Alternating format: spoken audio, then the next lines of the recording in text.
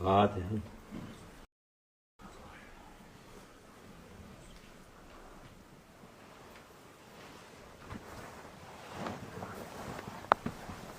Selamun Aleyküm. Bismillahirrahmanirrahim. Selamun Aleyküm. محمدرسول ماذا درس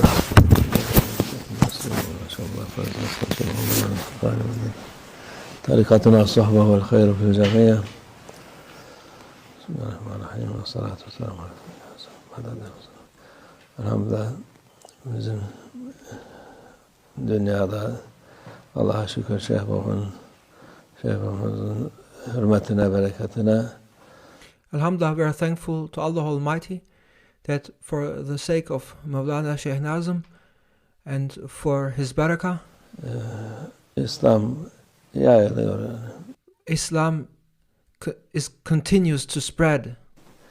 Müslümanlar gene yola geliyor inşallah. The numbers of Muslims increases and the people of those who are rightly guided increases. Hem yeni olan Müslümanlar, There are those who embrace Islam, onlara hidayete vesile oluyor. and Mawlana Shaykh Nazim continues to be the means for people to become Muslim. Onun himmetiyle, bereketiyle Allah'a şükür. It is through Mawlana Shaykh Nazim's barakah and his himmah, his spiritual support and guidance, thanks to Allah Almighty, Yeni hidayete gelen çok insanlar oluyor. there are many people who embrace Islam and who are rightly guided. Yani onun himmeti, bereketi olmasa Without the himmah and the barakah of Mawlana Shaykh Nazim, bu yol yürümez.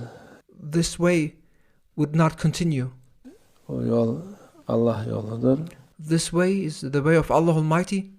Allah'ın sevdiği kullar, It is the way of those whom Allah Almighty loves. istediği kulları bu yola sevk eder. And it is Him, Allah Almighty, who makes those whom He loves to follow this way. Onların hidayetine vesile olur. And it is Allah Almighty who makes those who He loves to follow this way and to be rightly guided on this right way. İşte bu yolculukta epeyce bir güzellik oldu. Hem We have been on a journey, and during this journey we have witnessed many beautiful things. epeyce gelemeyen insanlar oluyor. And we have visited many people who are unable to come to visit us. Onlara gidince Allah bize de ecir veriyor. So it was a blessing and a reward from Allah Almighty to us to visit those who are unable to visit us. Onlara da ecir veriyor. And by visiting them, and by visiting those who are unable to visit us, it is a reward and a blessing for us as well as for them.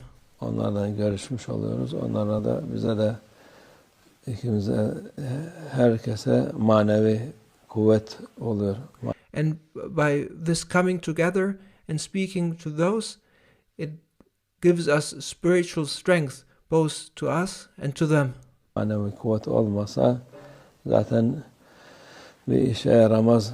Without that spiritual strength, it would be of no, things would not function.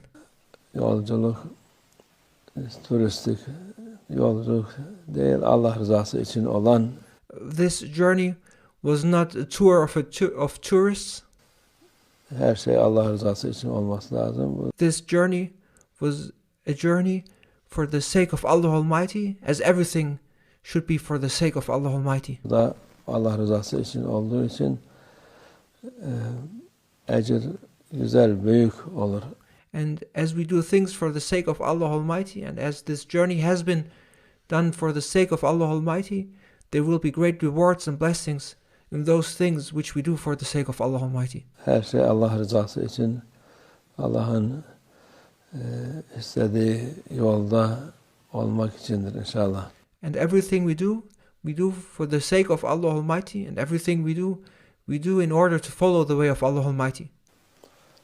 Bugün de yani nasip oldu. Allah gidip gelmeye selametten. Allah Almighty has favored us and has enabled us to embark on this journey, to depart to that journey, and to return to that journey from that journey in good health and safely.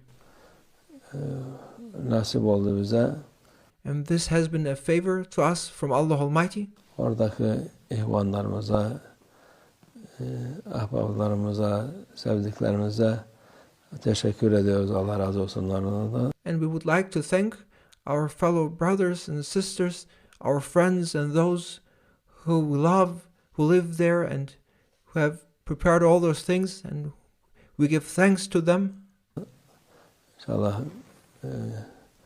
daha kuvvetli, onlar da insanların hidayetine vesile oluyorlar. And may their strength increase, and may they become more and more the means in order to guide people who live there. Çünkü onlar beraber oldukları için sevdikleri, ahbapları falan, onlar da onların vesilesiyle hidayete geliyorlar. And it is through them, and it is by them living with their people, in their surroundings, with those who they love, with their friends, and being in that close connection to those people, that they are then the means for those people to also be rightly guided and to find the right way. İnsanlara nur oluyorlar. Onların And thus they are a beacon of light for the people there. güzel yollara gelmesine vesile oluyorlar. They become the means for the people there to be rightly guided and to find the right way. Allah daim etsin bu güzel yollarımızı.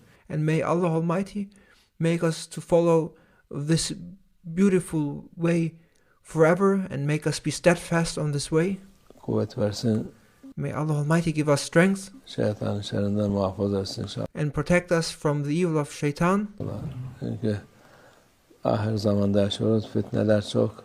We now live in the end of times, and there are a lot of fitna going on. Şeytanın şerri daha büyük. The evil of shaitan and the malice of shaitan has increased compared to before. Hem insan şeytanları var. And now there are more and more people who are like shaitan. Onlar şeyden daha beter. Onlardan da Allah muhafaza etsin. And they are even worse. And may Allah Almighty protect us from them. Allah sahip göndersin. May Allah Almighty send the possessor. Onlar da bütün insanlara hidayet olsun inşallah. And so that he may be the guide towards the right way for all people. Amin. Allah tevfik. El-Fatiha.